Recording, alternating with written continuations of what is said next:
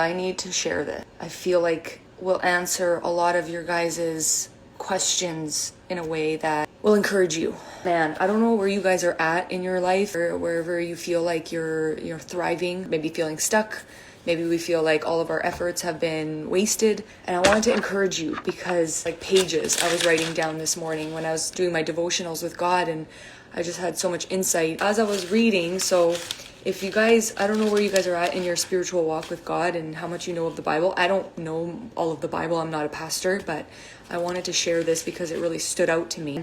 There's a part in the book of Acts where Stephen is talking about all of the people that have served God in the past. He brings up Moses. Stephen says about Moses, he said in verse 22, Moses was taught all the wisdom of the Egyptians, and he became mighty in both speech and action.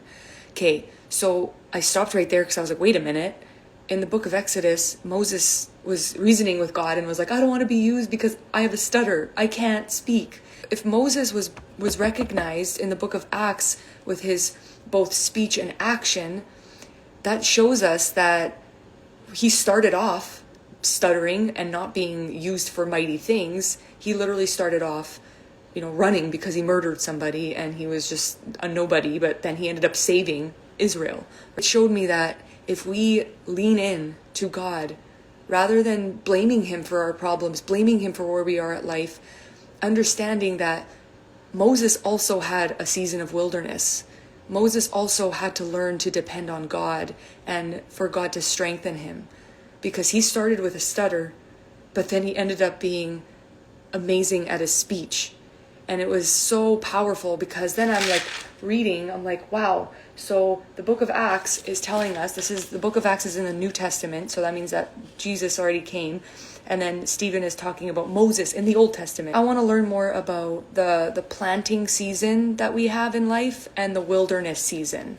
Can we have both at the same time? So I just want to share with you guys the difference between the two, okay? Because you guys may be in a season right now where you feel like everything that you're doing is feeling like it's in vain. You try to go to the gym, but you're not successful, or you try to read the Bible, but it just feels like words on a piece of paper, and you try to pray, but you don't really feel from God, and you don't really understand if he's even talking to you.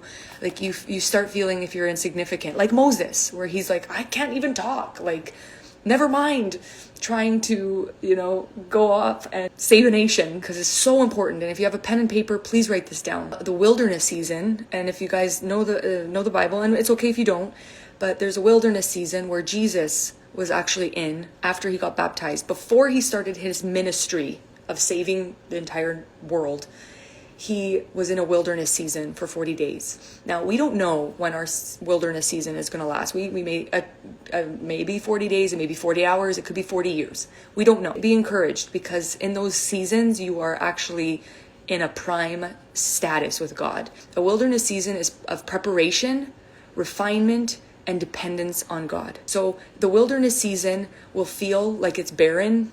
It'll feel like it's unproductive. And you feel like all your external progress is minimal, like you don't see the results. For anyone who's trying to lose weight, you go to the gym for first 3 days and you're like, I still look the same. It's okay, because it's a time of testing. It's a time of wondering, like, hey, how important is it to me? Am I going to keep going? So God works deeply in your hearts in that season. He works in your weaknesses. Write that down. He works in your weaknesses to reveal and to build your character. Your character, you cannot see it right now. Like, you may be in the wilderness and you're like, I have no idea what God is using for me, but he's building your character in the wilderness, okay? So you're in a prime position. Even though to you it looks so boring, you put all this effort in and it's just so dark. Maybe your bank account isn't growing, you're not getting money, and you're working so hard and you're like, I feel like I'm stuck in a wilderness. Jesus was walking in the wilderness before he began his ministry, before he was really used by God. He had to go through his time of wilderness, and that time he was fasting, so he wasn't eating, he was hungry, living in the wilderness, literally, like he had nothing. But then the enemy was coming to tempt him. So we got to remember that in the season of wilderness, we're going to have this prime position where we are being used and refined and strengthened by God, but at the same time, there's an enemy prowling around trying to be like, What's the point? You don't even see your results. What's the point? You've always been broke. You're going to be broke for the rest of your life. Look at everyone else around you. Everyone else around you is succeeding. You're you know what? He'll start telling things into your head. This is the enemy's tactic. He's going to use your weaknesses at his advantage. But God is using your weaknesses to his advantage, right? There's both good and bad. We need to use that time of the wilderness to remember to rely on God. And so the characteristics of the wilderness are feeling lost, feeling inadequate, facing challenges that expose your limits, okay? They expose your limits. Learning to trust God when there's no visible progress. And growth happens internally before it manifests externally. Those characteristics are when you're in the wilderness. It's okay to be in the wilderness, you guys. It's okay if you're feeling like, oh, my marriage isn't going to be repaired. I keep trying to, pour into my marriage. I keep trying to be the bigger person, but it's just not working. Like, whatever your wilderness is, you guys, whether it's physical, like fitness, money, relationships, whatever your dreams are, there's a time of wilderness. It has to happen, just like it had to happen for Jesus. It's a time where you are being strengthened by God. You are really being used by God in that time. Be encouraged. There's the season of planting. So the season of planting is investing effort even before immediate results. Okay? So this part really threw me into understanding what I've been trying to tell people. I've been trying to explain to them that in a time where you're looking for marriage and you're wanting so bad to have that love of your life, this is the time of planting seeds where you are investing in yourself. You are learning more about yourself. You're not only learning how to cook or clean or be a wife or a husband, but you're investing in yourself, self-development. This is the time that you're developing skills. Okay, you guys are writing this down, right? So you're developing skills, knowledge, and habits for future success, okay? This is the season of planting. This is the time where you don't have what you want yet, but you do the work on yourself and for others on the behalf of your kids that aren't born yet. You're becoming a mom or a dad that you want to have in the future. You're not just going to be like, oh, I want that because I want it. No, why do you want to be a mom? Why do you want to be a dad? And if you do, what are you doing now in your planting season to be that? And I've been trying to explain this and I had no idea the title of what it was, but now it's called the planting season. This also means you're trusting that the work you're doing now will bear fruit in the future. Whether you have a garden in your backyard or not, you know the concept that when you plant a seed, you don't expect to see the plant becoming fruitful right away, right? You have to plant it, water it, nurture it, just like yourself. You have to plant your future, and then you have to nurture it and watch it grow over time, right? You're trusting. This is the planting season is not just, oh, well, I'm just going to do this. You have to have the right heart check, the heart posture to be ready for that. You can't just plant a seed. How many of you guys seen that test where that scientist speaks life into a plant, but speaks doom and gloom and negativity into that plant? Which one thrives? It's the same with you. You can't just plant and be like, oh, well, God's timing. You have to be I'm planting for myself. I'm trusting that God is going to fight for me and build this. He's already gone before me. He knows my future.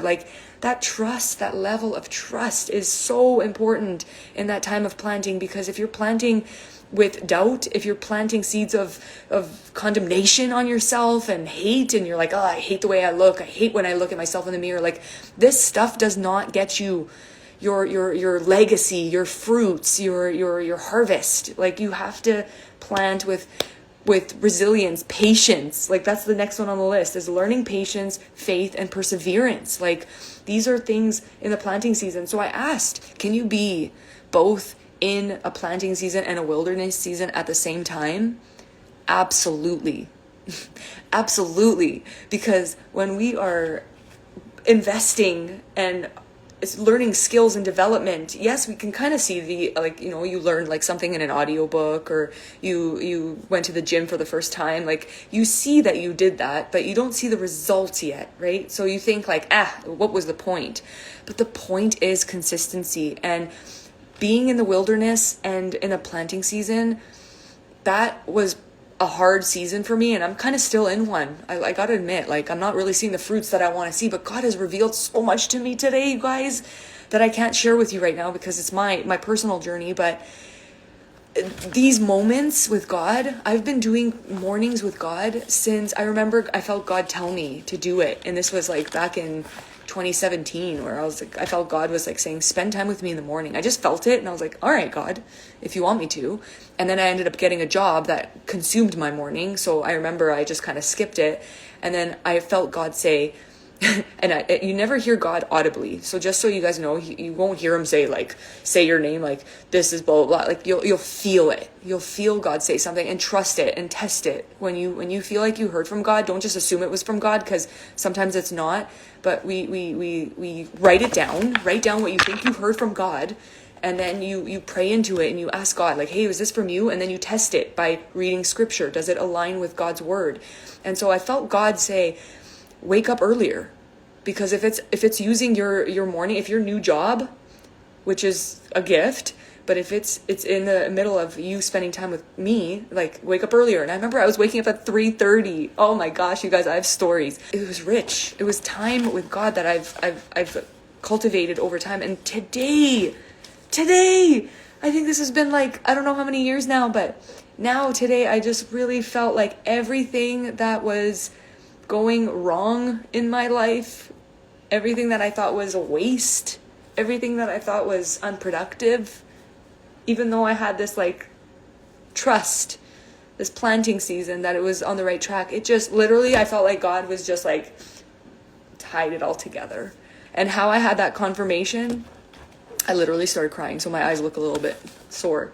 But guys, my favorite verse in the Bible, and it's been my favorite verse for a very long time, but it's in Philippians chapter 1, verses 6, where it says, be confident of this, that he who has began a good work in you will complete it until the day of the Lord Jesus Christ. So whatever he started in you, he's not like us. He does, like, we start things and we don't finish it.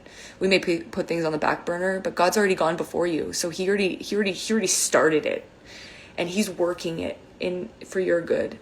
And that verse ChatGPT used just to like encourage me, and I was like, boom, like I just had confirmation. And I'm not using ChatGPT like to get easy answers or something, but guys, like I read something and I tied it with Moses. It all started with the book of Acts and the book of Exodus. And I was like, wait a minute. I remember in the book of Exodus, he did have a stutter. He couldn't talk. Why is he now recognized for his mighty speech? Does that not speak volumes to you? He was recognized for his speech because he relied on God that whole time. He relied on God for his weaknesses. He relied on God for his wilderness. He relied on God for a season of planting. He did not rely on himself. Can you imagine leading a group of Israelites and having to split the Red Sea? That wasn't Moses that did that. It was God. So be encouraged. You guys, God is the answer to your desires of a marriage, your desires to make money, your desires to have a fruitful life, your desires to have a baby. Like, that is the answer. If you don't have God, everything else is just gonna be very confusing. And I'm not saying it's not gonna be fruitful. God can still use our secular motives and our worldly life to his divine purpose. Don't mistake what I'm saying. You're not where you're not supposed to be. You're exactly where you're supposed to be.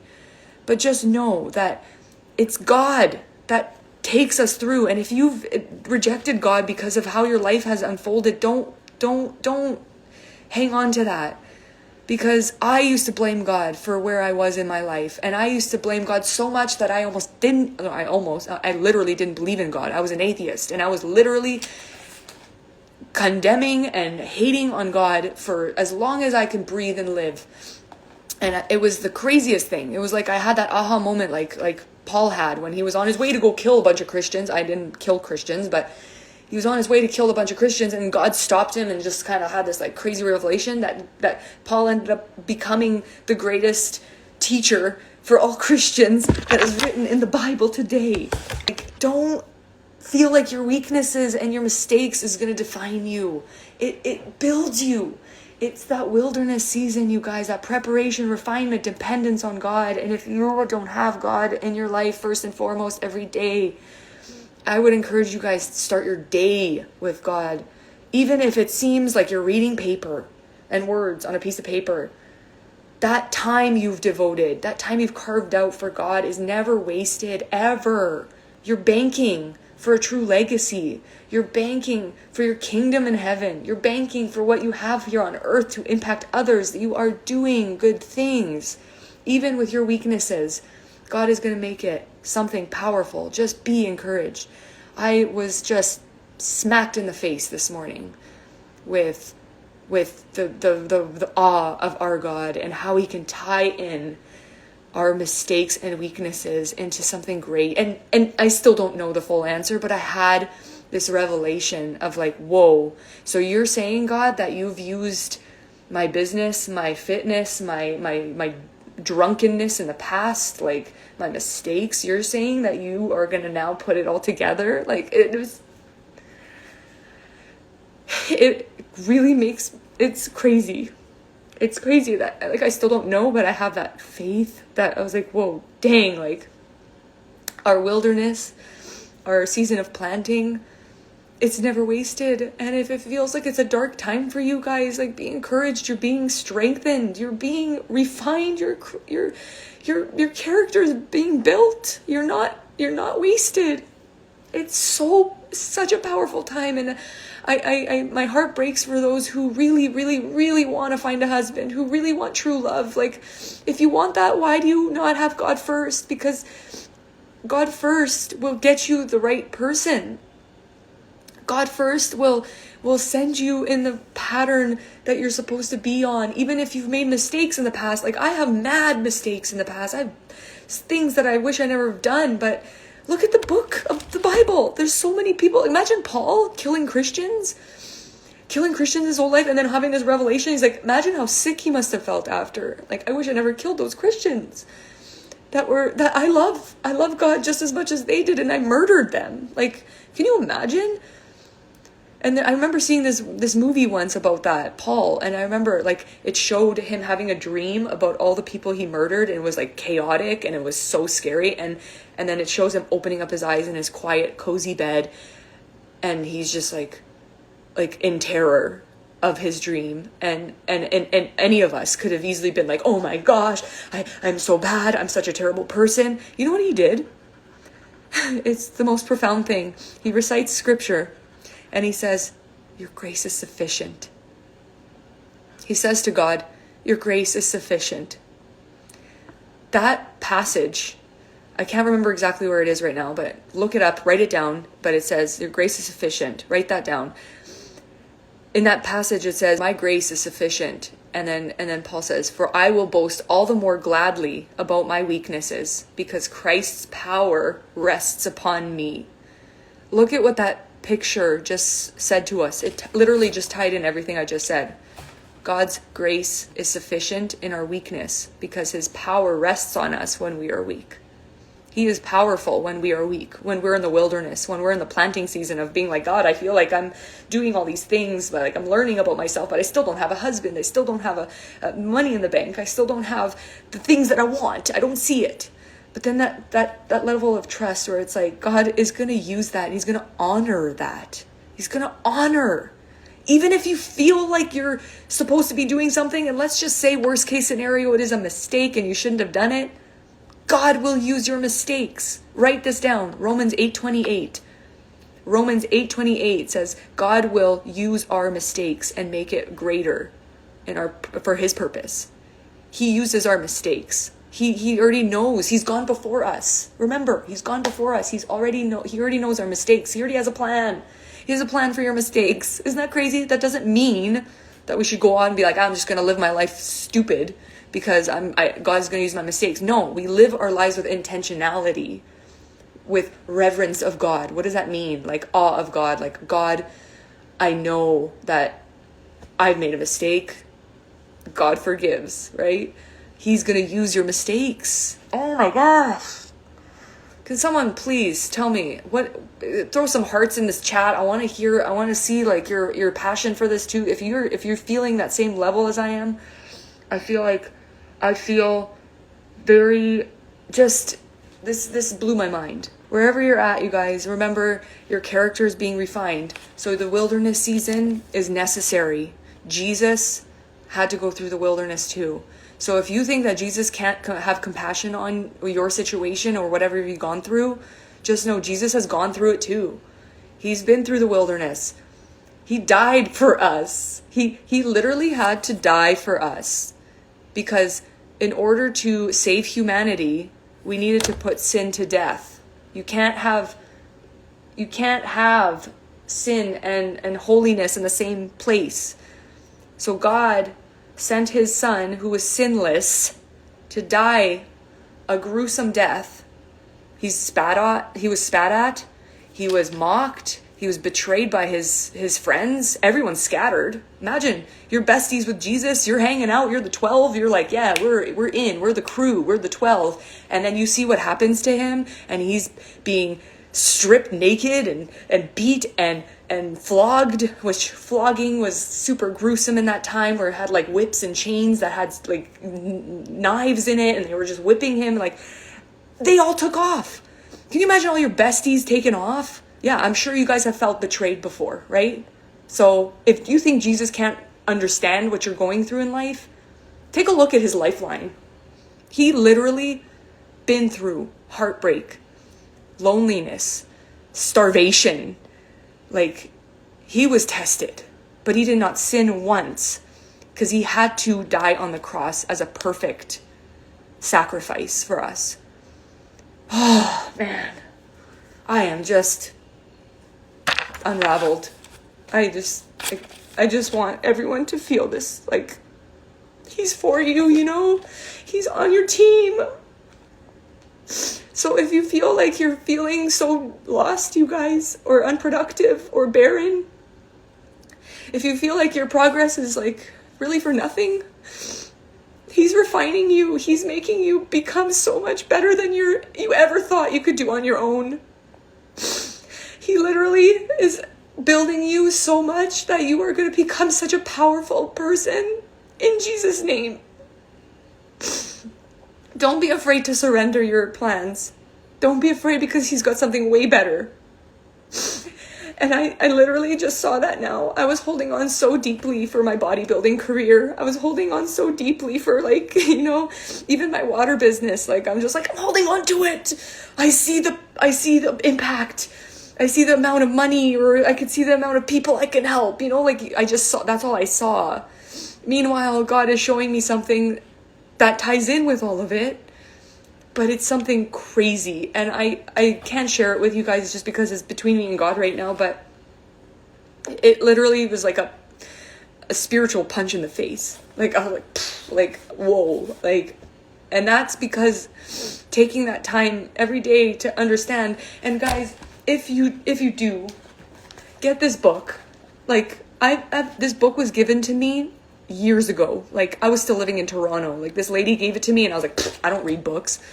I kept this in my bookshelf. I literally was like, I don't read books. Guess what? God showed me how to read books. Like, it's not that I don't know how to read, but like, I just couldn't read books. And I think that is the most powerful thing we can do, is audiobooks and reading books. If you cannot read a book, set a timer, do your best every day. It's the best thing. So if you can read this book, I started reading this book, and this is where now I started hearing from God. Not because of her, but because she's provided tools to sit down for a second and meditate. What the heck? I do not meditate. I can't sit still. I can't just listen. Meditation is hearing from God. Prayer is talking to God. So a lot of us are just talking when God is trying to say something. So when I started reading this book, it's called Becoming a Prayer Warrior by Elizabeth Alves. I started now writing things down that I thought God was talking to me, and now it's making sense. And this book was given to me, I think, 2017. That's a long time ago. But that's okay, because God's timing is perfect. I needed to go through all that stuff leading up to this. And if it took me this long, I think that I am rich. I am rich because it was worth it. It was worth every minute, every pain, every sorrow, every confusion, every doubt. It was like God still used all of that on me because of persistence, consistency. Do not let go of those things. If you're going to the gym for the first time, do not give up. Do not give up. Even if it was a lousy workout, just get your butt into the gym or do your routine. Just keep going. If your goal is to just drink water, set alarms on your phone, whatever your goal is for this year, guys. Season of wilderness and time of planting. They're never wasted. They are never wasted, ever. And it just really just showed us today. So I hope this encourages you guys. Dang, like I am just on fire right now. Like this is good for all of you, all of me, like all of us benefit today. I love you guys all. I love all you guys. I love you guys all. I hope that you guys are encouraged by this, because dang, he is gonna use you, and I'm so excited to see what he does in your life. Okay, be blessed. Bye.